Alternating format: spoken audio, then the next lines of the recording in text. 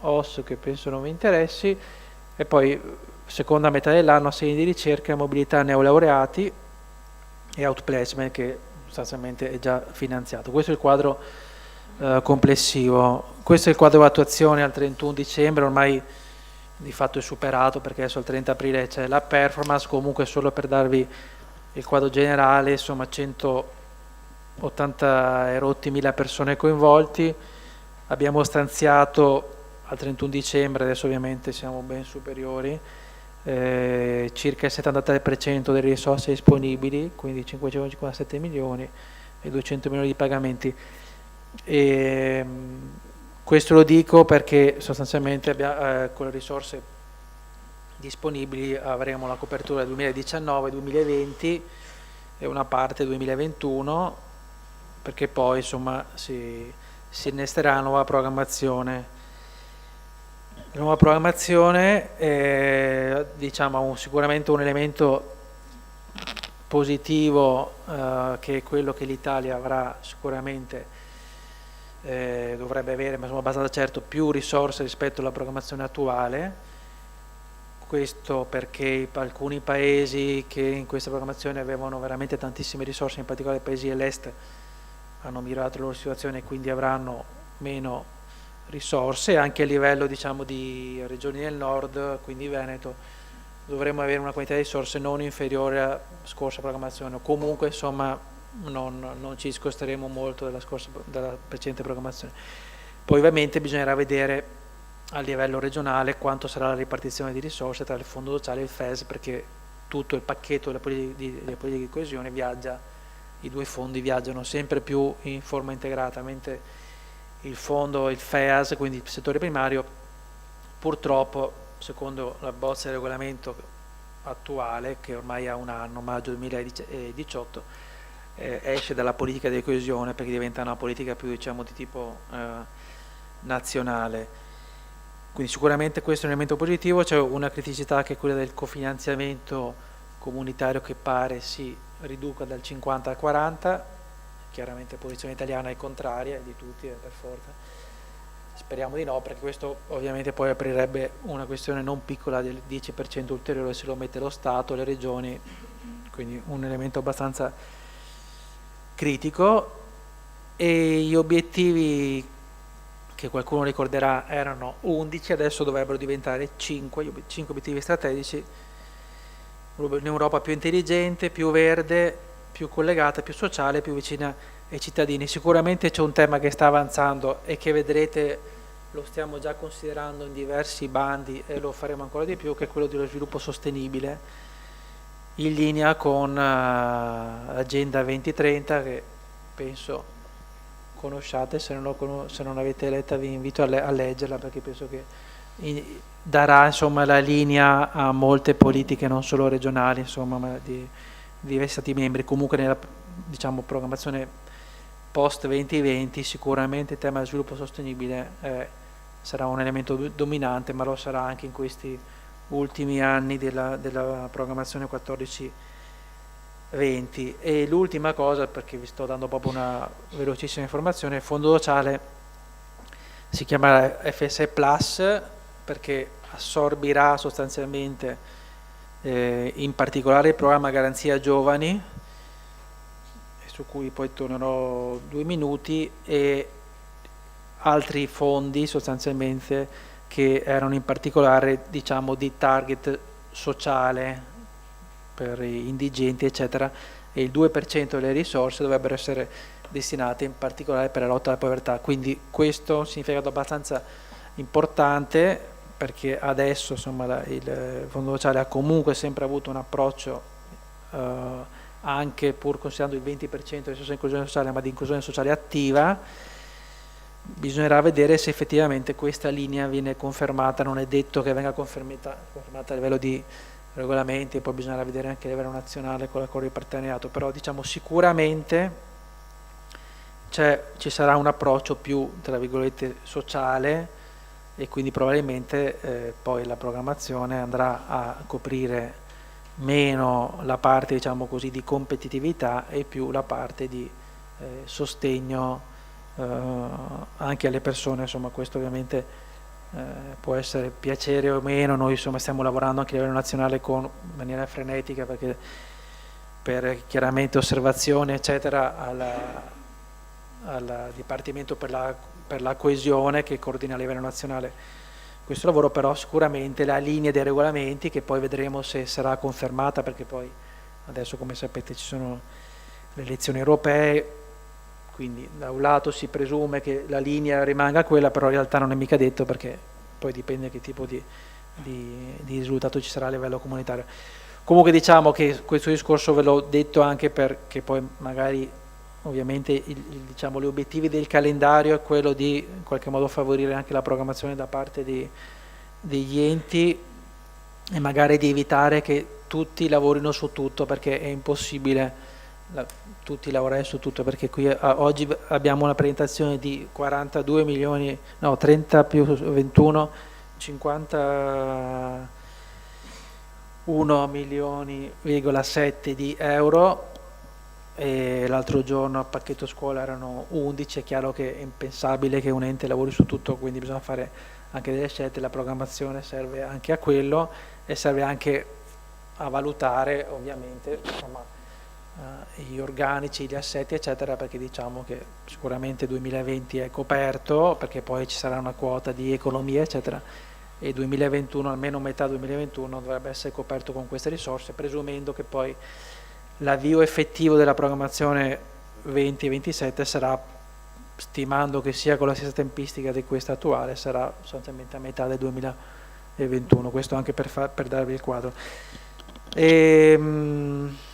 A livello di, questo elenco poi do la parola al dottore Agostinitti, a livello di garanzia giovani, adesso vi presenteremo 3 bandi che vedete, solo 2 parole, work experience per i giovani, ad hoc, questo è un intervento nuovo che può essere abbastanza interessante perché sostanzialmente, come dice già il titolo del bando, è formazione neoassunto, quindi sostanzialmente un giovane, una volta che poi viene selezionato, formato prima con diciamo, l'attività di garanzia giovani quando ancora si è NEET, una volta che è assunto gli può essere dedicata una formazione ad hoc, quindi secondo me è un'opportunità che può essere utilizzata bene rispetto alle aziende per spingere ancora di più l'azienda a ovviamente assumere un giovane, quindi diventa una misura post, quindi prima assunzione e formazione ad hoc. E poi c'è un bando su cui stiamo ragionando che questo invece è nuovo, anche se in realtà si rifà in parte alcuni progetti che abbiamo finanziato su fondi regionali a livello sperimentale, perché sicuramente la prima esperienza Garanzia Giovani, su cui ovviamente si potrebbero fare molti ragionamenti anche rispetto a come ha funzionato, ma sicuramente ci ha detto che dobbiamo fare di più per intercettare o per sforzarci a intercettare il target più difficile,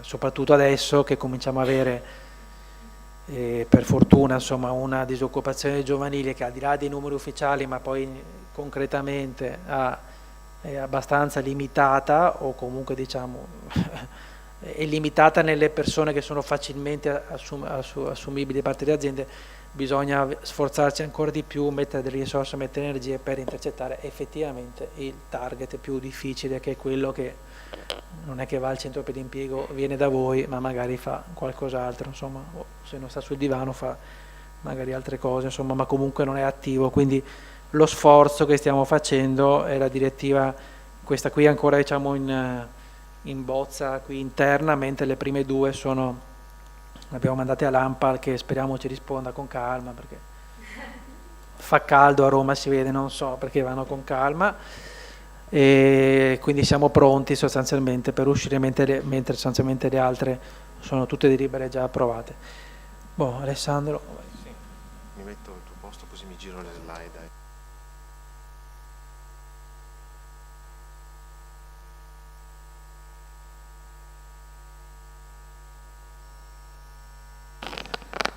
Buongiorno a tutti. Allora, l'agenda è ricca, ci avete visto qui soli, io e il dottor Romano, ma non siamo onnipotenti, i miei sono sparsi in mezzo fra voi e così se parlate male di noi poi dopo ci diranno tutto. Esatto, li ho mimetizzati, così siete avvisati, potete parlare solo bene. Allora, sto scherzando ovviamente. Allora, sostanzialmente il menù è molto ricco, cercherò di non essere troppo noioso e poi chiaramente c'è spazio anche per le domande che sicuramente avrete e sicuramente saranno di estremo dettaglio a cui sicuramente farò rispondere qualcun altro. Allora, assegno per il lavoro. Immagino che molti di voi siano coinvolti già nell'assegno per il lavoro, quindi non mi dilungherò troppo nella presentazione generale della misura, che do un po' per conosciuta, perché l'intervento di quest'anno in realtà è un aggiustamento tecnico alla luce dell'esperienza che è stata fatta in questo anno e qualche mese, e soprattutto ha il senso di voler, diciamo così, velocizzare, snellire il procedimento e andare a porre a qualche correttivo che secondo noi dovrebbe far funzionare meglio le cose, e come vedrete anche però c'è un rifinanziamento. Allora, sostanzialmente dico comunque qualche cosa perché magari c'è qualche ente che ancora non si è coinvolto nell'assegno e secondo me è utile che ci ricordiamo alcune cose. La prima tutta che è una misura che è graduata sulla persona, quindi in base all'occupabilità, al profilo occupabilità della persona, l'assegno ha un contenuto diverso. Quindi è un titolo che dà accesso ai servizi, per cui il cittadino che riceve la politica attraverso un titolo che viene diciamo così, consegnato dal centro per l'impiego, può poi scegliere il soggetto accreditato presso il quale fare le attività. Ecco.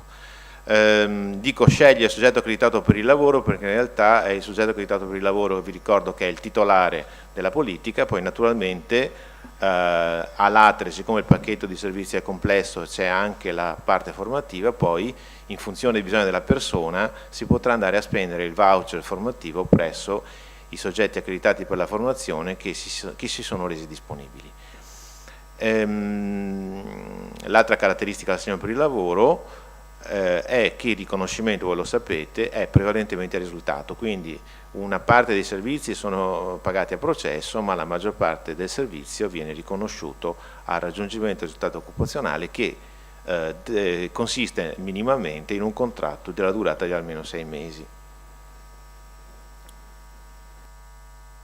Allora, prima di entrare nel merito delle novità, volevo velocemente, questi dati sono pubblici, voi sapete, noi pubblichiamo regolarmente ormai sulla scorta dell'esperienza della Garanzia Giovani sul portale di Veneto Lavoro una reportistica abbastanza completa rispetto all'andamento dell'assegno, e quindi solo alcuni dati, diciamo, per ricordare qual è l'entità e il volume in questo momento dell'attività.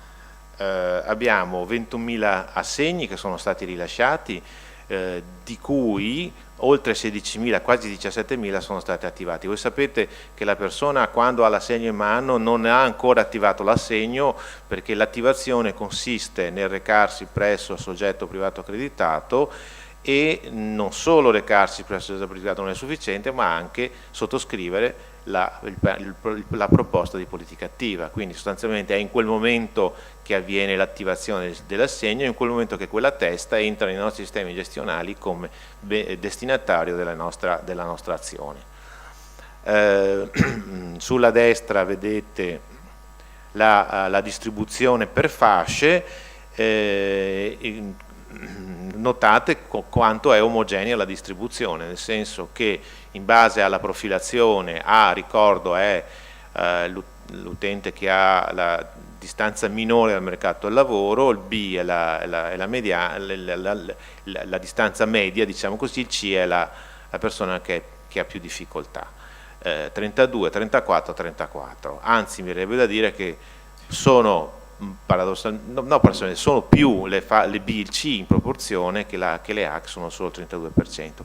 Questo vi dico nonostante, vi ricordate, una delle modifiche di qualche tempo fa è stata l'eliminazione del vincolo dei 6 mesi di disoccupazione, quindi qualcuno aveva detto che sarebbero schizzate le fasce A sono un po' aumentate ma non sono schizzate.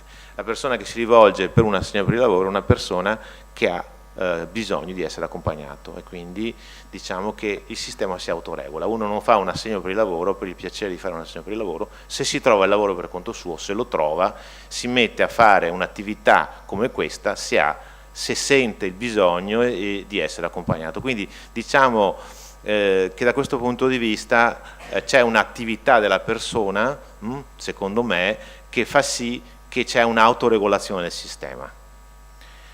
Poi non essendoci indennità eccetera, non è forse la misura migliore, diciamo, per i professionisti delle politiche attive. Ci sono altre politiche attive dove il professionista delle politiche attive trova maggiore soddisfazione, diciamo così, ecco. E non è una critica questa, è un dato oggettivo. Qui non c'è l'indennità di frequenza, quindi è chiaramente una misura di accompagnamento al lavoro pura, con la possibilità di fare l'accompagnamento e la formazione. Qui vedete i dati invece di ricollocazione. Complessivamente sui 16.000 assegni attivati e rotti abbiamo quasi 10.000, diciamo 9.300 contratti. Naturalmente non tutti danno diritto alla premialità, il mercato del lavoro lo conoscete come me, meglio di me, inizialmente i contratti hanno durata di 2-3 mesi, quindi che danno diritto alla premialità, quindi che sono maggiori di 6 mesi, sono 1964, di cui un migliaio circa ulteriori sono a tempo indeterminato. Queste sono le novità che riguardano vari ambiti, diciamo che molte di queste cose le abbiamo già condivise nei focus group che abbiamo nel tempo fatto anche con il dottor Romano, con alcuni di voi. Naturalmente alcune sono anche nostre idee dall'esperienza che stiamo facendo. Diciamo che abbiamo da una parte riregolato l'accesso all'assegno, nel senso che abbiamo introdotto un istituto nuovo, che è quello della possibilità di rinunciare da parte dell'interessato all'assegno, per poi eventualmente, se lo riterrà, avanzare una nuova richiesta. Perché abbiamo fatto questo? Beh, a parte il fatto che nell'attuale precedente disciplina avevamo comunque regolato la possibilità di cambiare di ente, ma come l'avevamo regolato non si era rivelato funzionale, nel senso che si poteva cambiare di ente, ma la parte a processo che era stata spesa, diciamo così, non era più ricaricabile. In questo modo la persona che aveva fatto qualcosa a processo o aveva fatto tutta la parte a processo si trovava, diciamo, scarica di questa parte, aveva ovviamente la dote del risultato che la dote comunque maggioritaria, però si trovava un po' in difficoltà a trovare un altro ente disposto a fare l'accompagnamento. In questo modo abbiamo semplificato e anche reso la cosa trasparente, nel senso che se una persona decide di rinunciare si recherà al centro per l'impiego, dichiarerà i motivi di questa rinuncia, quindi in qualche modo non è una cosa proprio, diciamo, che noi incoraggiamo tantissimo, non è agevolissimo, quindi ci vuole una chiara volontà della persona, va al centro per l'impiego, rinuncia all'assegno e dopo 2 settimane ha la possibilità di chiedere un assegno nuovo. Un'altra cosa che abbiamo riregolato è il tempo dell'attivazione. C'era un meccanismo a 2 step, prima abbiamo semplificato, adesso c'è un tempo unico di 30 giorni all'interno del quale la persona fa tutto, perché entro questi 30 giorni il risultato che ci attendiamo perché l'assegno sia attivato è appunto quello che dicevo prima, cioè recarsi presso il soggetto accreditato e fare la stipula della proposta di politica attiva. Per quanto riguarda invece gli aspetti più gestionali della misura, abbiamo introdotto qualche novità. La prima novità che abbiamo introdotto è che abbiamo collegato la riconoscibilità delle 2 ore del colloquio per la redazione della PPA all'erogazione almeno di un'altra attività, perché abbiamo visto che c'erano alcune situazioni di solo delle 2 ore, di rendicontazione solo delle 2 ore, e in analogia con altre misure nostre abbiamo previsto che l'erogazione di queste 2 ore sia riconoscibile nel momento in cui c'è anche un'altra attività collegata. Abbiamo cambiato il valore del voucher per la formazione, nel senso che abbiamo elevato il voucher formativo dai 1.216 euro agli attuali 1.770. Quindi le ore dei corsi di aggiornamento professionale, che sono quelli che si fanno presso i soggetti accreditati, cioè ricordo che con questo titolo si possono fare, con questo voucher possono fare altri corsi, per esempio il rilascio dell'abilitazione per l'utilizzo dell'attrezzatura del lavoro ai sensi dell'articolo 73 del decreto legislativo 81, ma si possono anche fare i corsi, diciamo, presso i soggetti accreditati che si siano diciamo, candidati a fare ciò, e le ore di queste attività va da un minimo di 32 a un massimo di 90 ore, quindi si è un po', diciamo, rinforzata la parte formativa. Un'altra novità riguarda, e questa era una delle cose che aveva parecchio bloccato le rendicontazioni che abbiamo introdotto, è sulla modalità del riconoscimento del risultato occupazionale.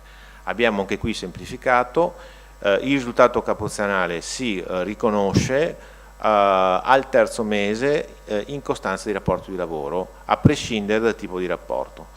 Quindi sostanzialmente che sia un contratto di 6 mesi, che sia un contratto di 12 mesi, che sia un contratto a tempo indeterminato, al terzo mese dell'assunzione, con la CO e con la copia del contratto, sostanzialmente, adesso magari qua qualcuno dei miei mi correggerà se ho detto qualcosa di impreciso, ma grosso modo il concetto è questo: al terzo mese si potrà riconoscere il 100% del risultato, quindi non ci sono più le due tranche, non c'è più il rischio della retrocessione della somma nel caso della cessazione del contratto, quindi è più lineare, più chiaro, e anche va come dire, nella giusta direzione anche in termini proprio sostanziali e filosofici, nel senso che per quanto mi riguarda, per quanto ci riguarda anche l'atto come gestione sana del fondo sociale, nel momento in cui io ho fatto il servizio, ho accompagnato la persona al lavoro, il lavoro ha anche una sua stabilità, nel senso che sono passati 3 mesi e la persona è ancora lì che sta lavorando, il riconoscimento al risultato ci sta ed è giusto che venga, diciamo, pagato. L'altra novità è che l'assegni, sento mormorii, c'è qualcosa forse che vi piace o non vi piace, poi vedremo. La rendicontazione dell'assegno viene fatta a un mese della chiusura, anche questa è una novità, c'è un obbligo. Cioè chiudo l'assegno e entro 30 giorni lo devo rendicontare. Non è un termine breve, attenzione, non facciamoci ingannare, è un termine lungo, perché in realtà io strada facendo posso avere già chiuso delle attività e le posso aver già ricontate. Nel momento in cui ho il risultato occupazionale lo devo rendicontare entro un mese, altrimenti diciamo avrò dei problemi, ecco, diciamo così. Altra cosa che abbiamo in animo di fare, questa non è nella delibera ma è, diciamo, previsto dalla delibera, è quella di riaprire l'avviso per i soggetti accreditati alla formazione che vogliano candidarsi per l'erogazione delle attività formative legati al voucher. La misura è stata prorogata, scadeva nel 2019, scadrà nel 2021 ed è stata rifinanziata per altri 12 milioni di euro. Allora, questo è un intervento invece molto complesso, questo è un po' lungo da spiegare, cercherò di essere breve.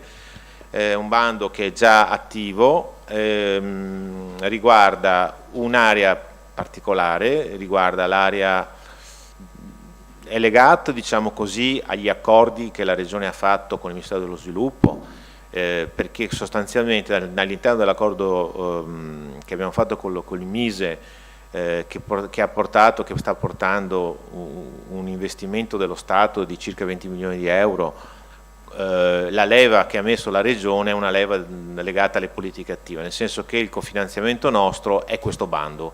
Quindi questo bando si spiega e si giustifica in relazione a un punto di vista diverso e più ampio per lo sviluppo del territorio. Quindi diciamo che gli elementi del bando sono condizionati in qualche modo da questo progetto di riconversione e riqualificazione industriale, che ha anche definito il bacino degli utenti su cui insiste questo bando. Quindi questa è una prima particolarità.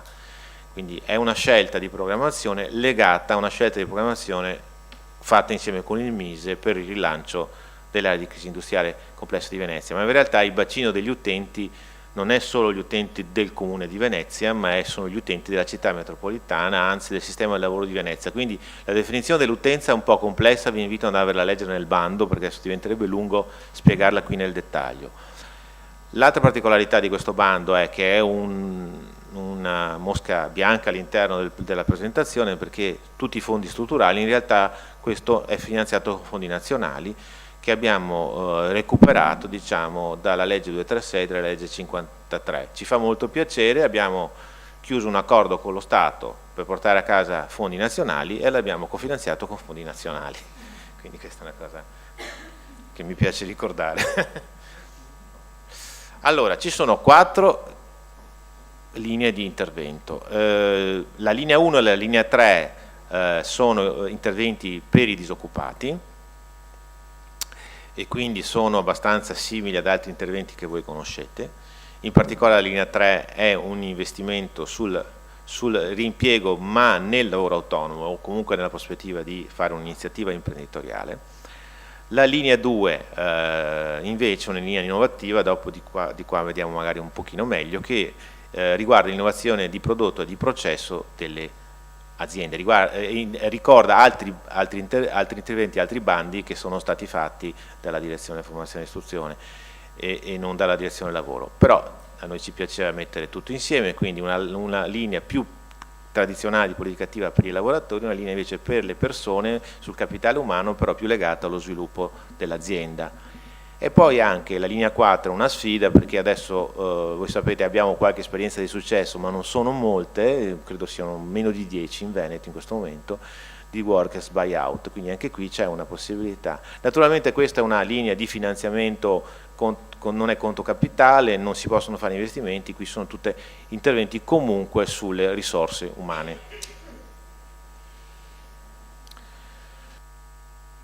Non mi dilungo, anche perché poi le slide le censureremo per le parti dei bandi non approvati, ma per le parti di bandi approvati tipo questo ve le metteremo a disposizione, quindi non preoccupatevi, comunque il bando poi chiaramente è anche questo disponibile, e quindi io qui non vorrei entrare troppo nel dettaglio per non portare via troppo tempo alle domande da parte della question time. Allora, quello che penso possa interessarvi sono le scadenze. Ora, per la linea 1, che è quella sul reinserimento lavorativo, ci sono 4 sportelli a iniziare dal 1° aprile, cioè quindi siamo già dentro ai termini di presentazione dei progetti.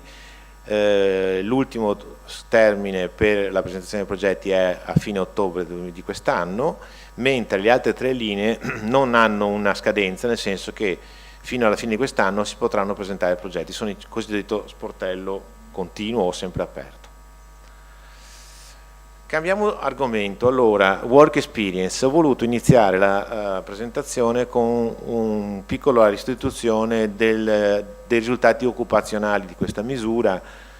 Vi spiego la slide, non fatevi ingannare. Allora, da una parte il tasso di occupazione a un anno dalla conclusione del tasso lordo che misuriamo noi è del 50%, 0,1, quindi la maggioranza, e 0,1%.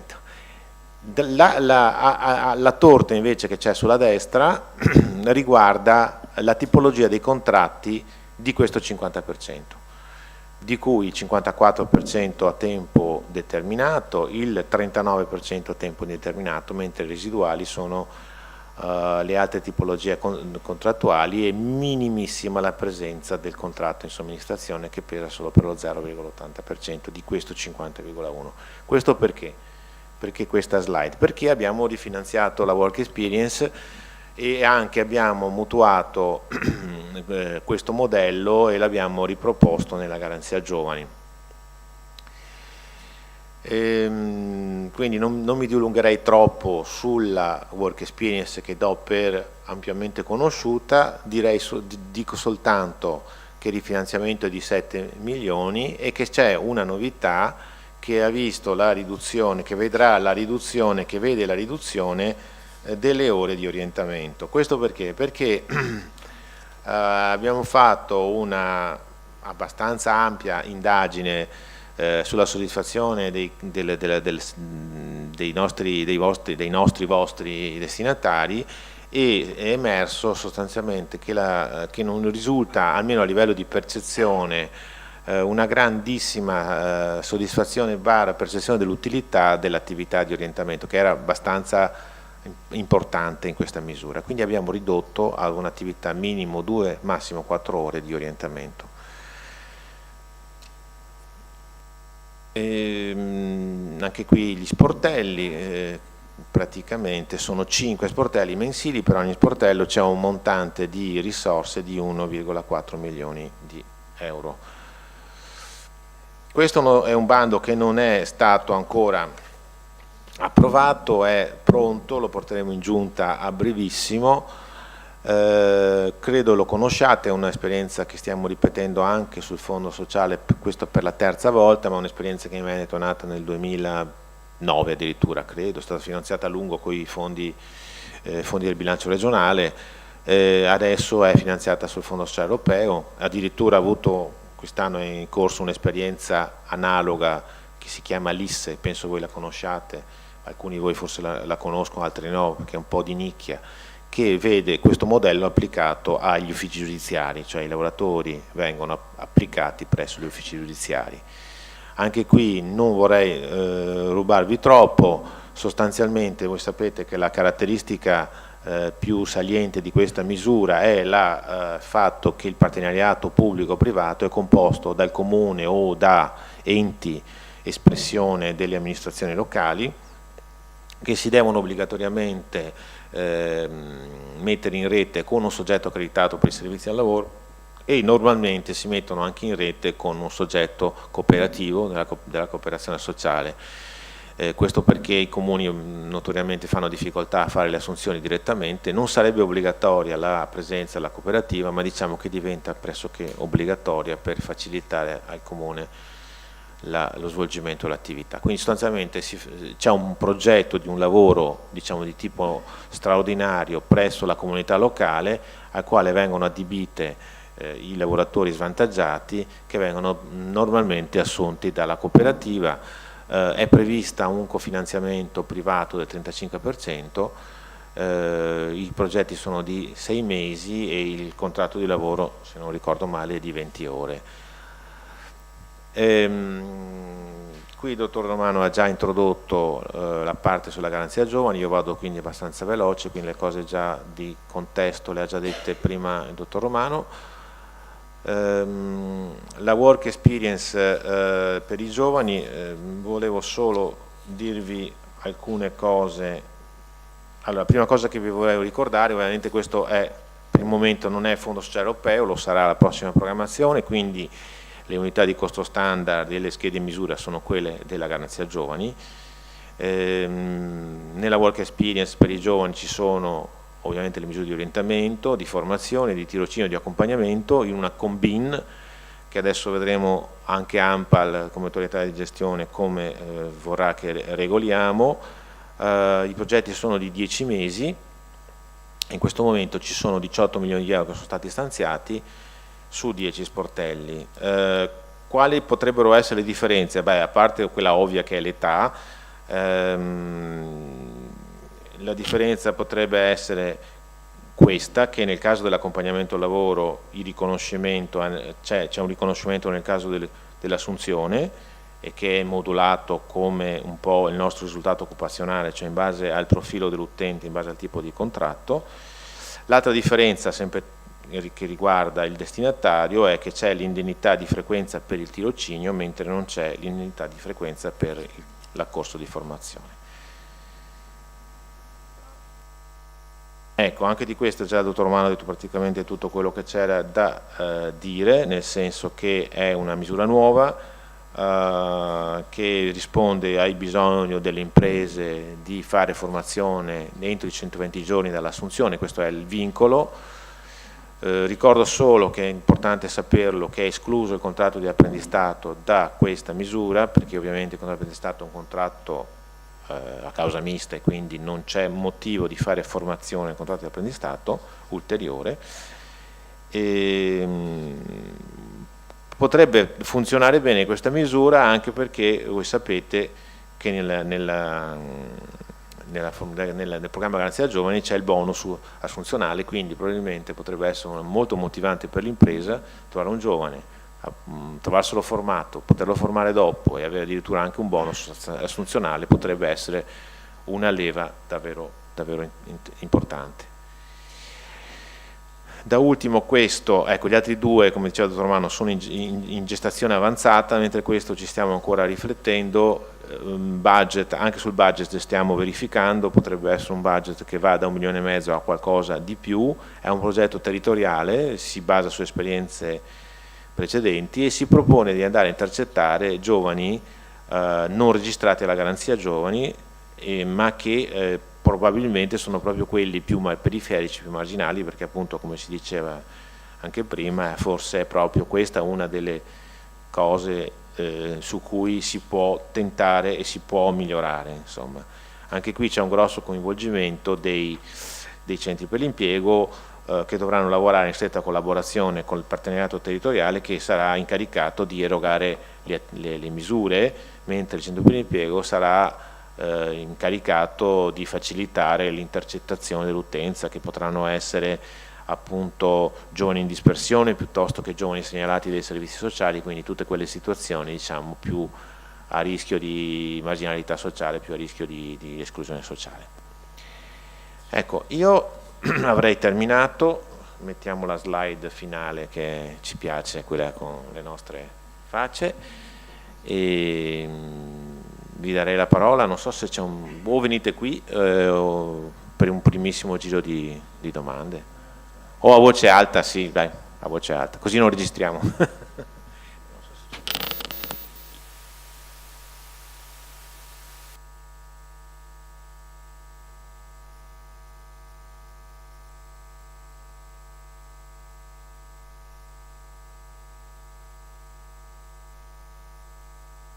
Se c'è lo streaming venite qui, adesso verifichiamo.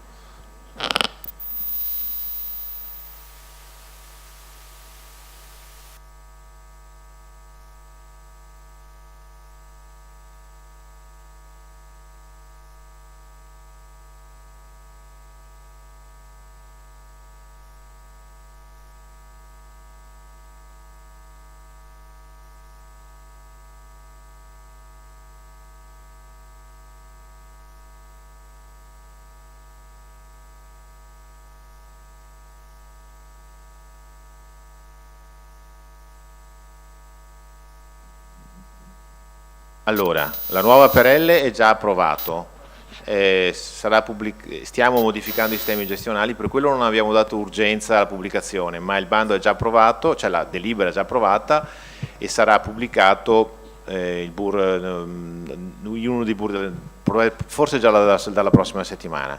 Quelli invece della Garanzia Giovani, come diceva il dottor Romano, 2 sono pronti, stiamo aspettando da, penso, quasi 2 settimane la risposta di ANPAL, che informalmente ci è stata anticipata, non ci sono grossi problemi, ma naturalmente finché non riceviamo la risposta formale non possiamo adeguarci alle loro richieste, non possiamo andare in giunta, però io stimo un paio di settimane, 2 o 3 settimane.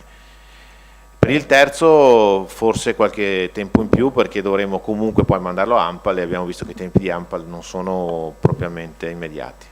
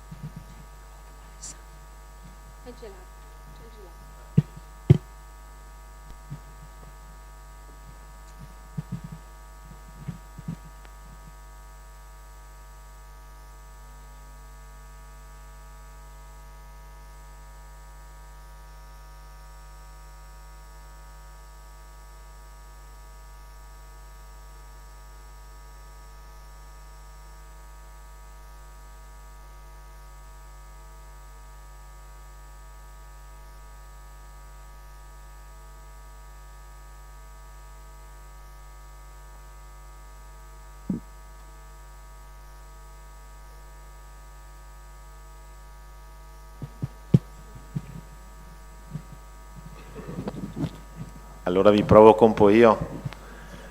Diciamo che Come avete visto da nessuna parte abbiamo parlato del sistema informativo unitario. La Marilena si sta scivolando sulla sedia. E volevo dirvi che su questo stiamo facendo degli sforzi enormi come amministrazione per far funzionare al meglio il sistema, è molto faticoso, è una corsa a ostacoli e quindi abbiate fede che lo faremo andare meglio delle nostre peggiori aspettative.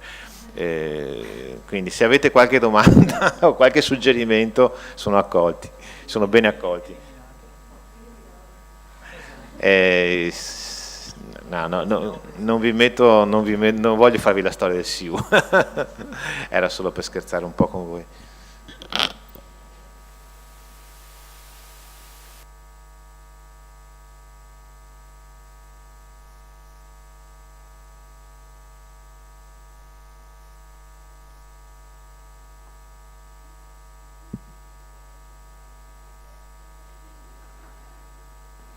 Allora, Marilena, vieni qua.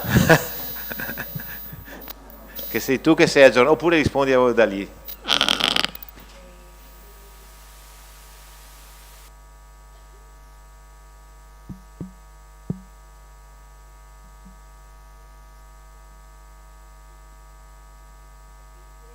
Sono domande di saldo, come fossero di saldo, e quindi sono coperte da polizza e pertanto l'ufficio rendicontazione deve essere, diciamo, nelle condizioni, visto che non si fanno le verifiche in loco per tutti i progetti regolari, di liquidare cose che sono state verificate anche nel sistema informativo di uso, perché voi sapete che l'assegno per il lavoro lavora principalmente sulla tracciabilità dell'attività a processo SIMIDO e non viene caricato nessun giustificativo di spesa sull'attività a processo,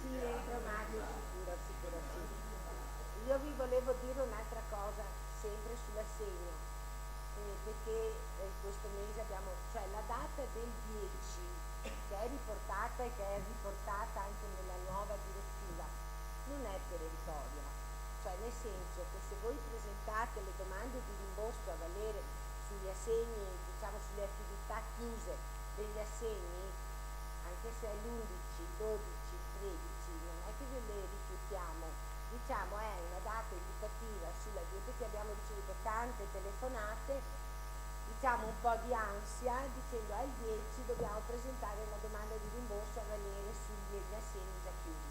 No, state tranquilli, il sistema è aperto, le potete presentare.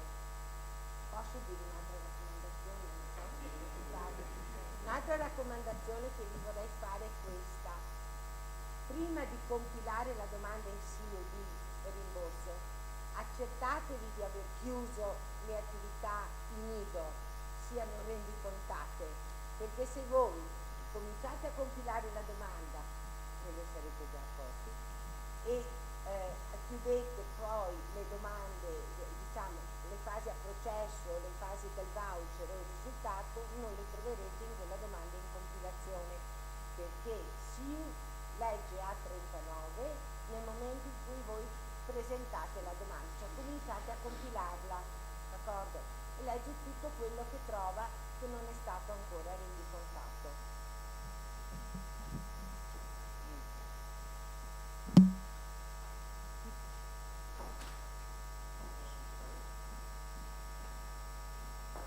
Lei, dottoressa, diceva che non c'è un'attività di controllo a processo, giusto? O l'avete implementata nel frattempo? Perché io ho avuto un'ispezione nella persona del dottor Ghisellini a un'attività a processo.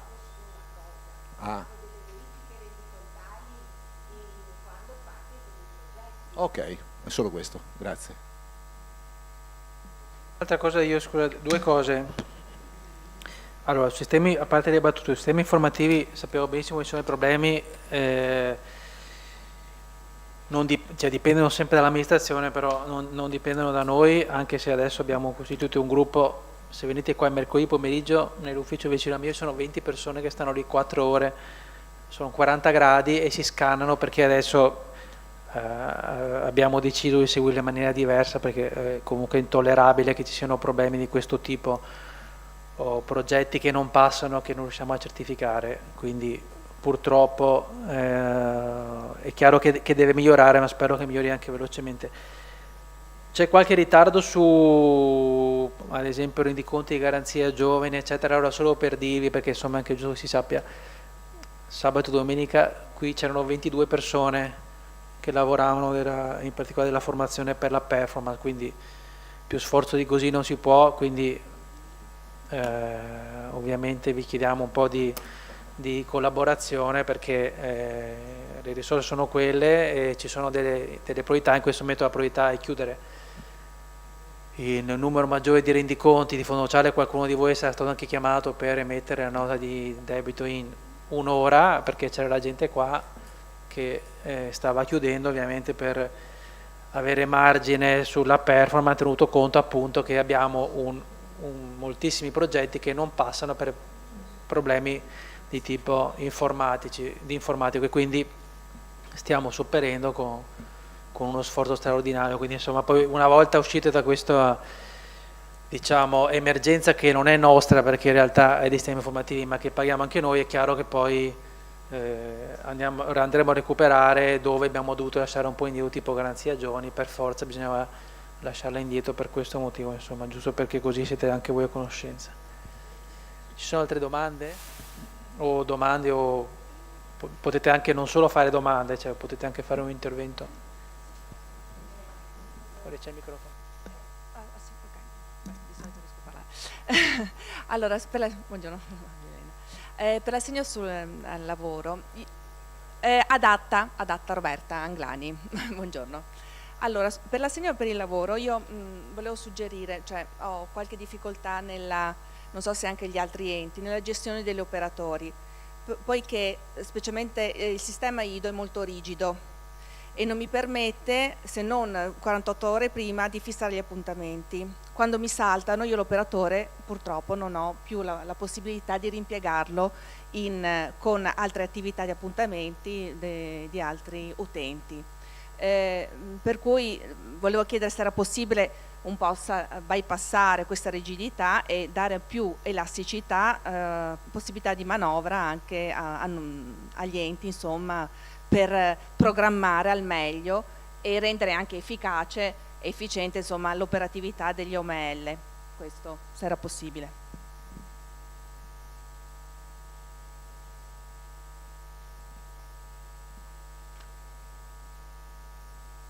Allora sì, questa richiesta credo ci fosse già stata fatta, magari dopo Marilena aggiunge qualche dettaglio eventualmente, ma io credo che in generale noi non siamo contrari a valutare delle flessibilizzazioni come principio generale, però bisogna tener conto che a volte quelle che sono delle rigidità dei sistemi non è in questo caso una rigidità del sistema informativo, ma è piuttosto una necessità organizzativa legata al fatto che le attività devono essere ispezionabili, quindi dare troppa libertà senza un preavviso, uno spazio, uno iato temporale adeguato impedisce di fatto al nostro piccolo ma attivissimo ufficio ispettivo di poter, nel senso che no, non è piccolo il dottor Ghisellini, ma è piccolo l'ufficio, di fare le ispezioni, quindi è chiaro che bisognerà un po'. La richiesta c'era già stata fatta, l'avevamo anche valutata e avevamo anche deciso di mantenere questo tipo di regola, insomma, di impianto.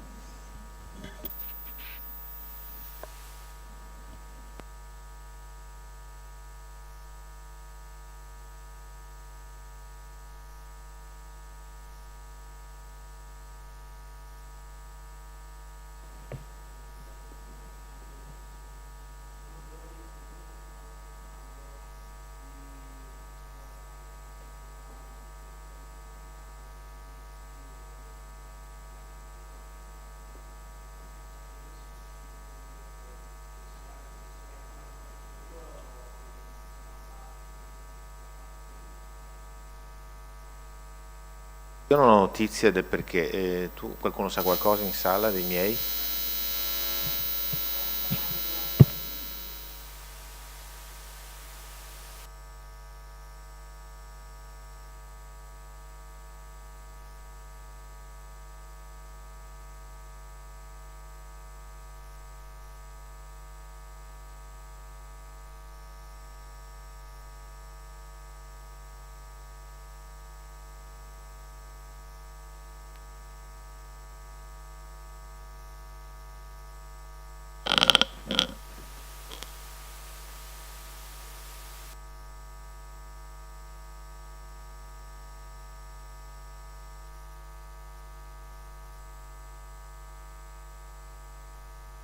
Ci sono altre domande? Se no chiudiamo. Avanti, prego, prego.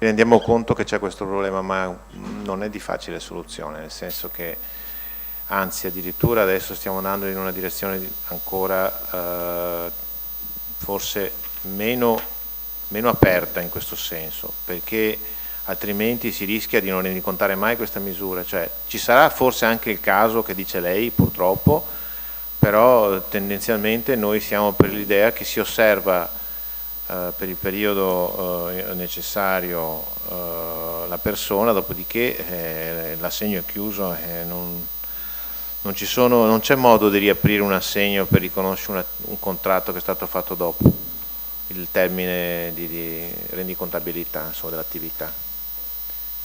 Non so se mi sono spiegato. Mi sono spiegato?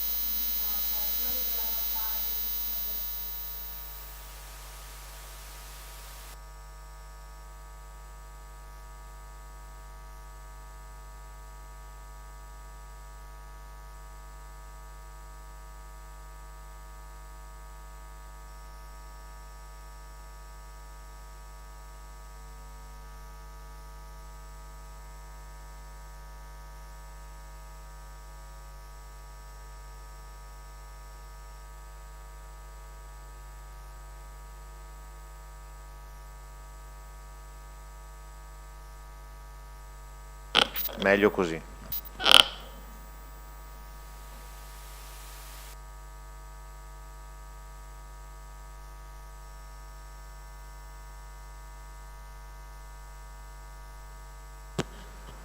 No? Ok, allora grazie, buon lavoro.